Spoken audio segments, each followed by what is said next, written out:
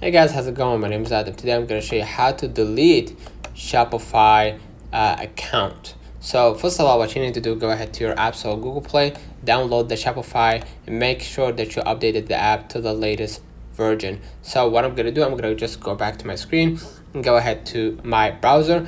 And basically what you're going to do, you can see right here the 8 steps.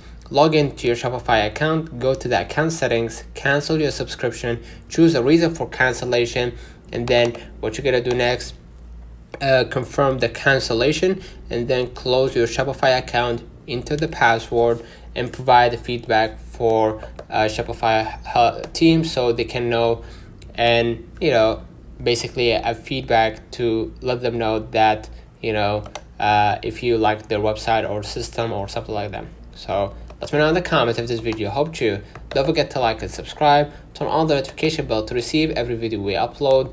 Thank you for watching, and we will definitely see you in the next one.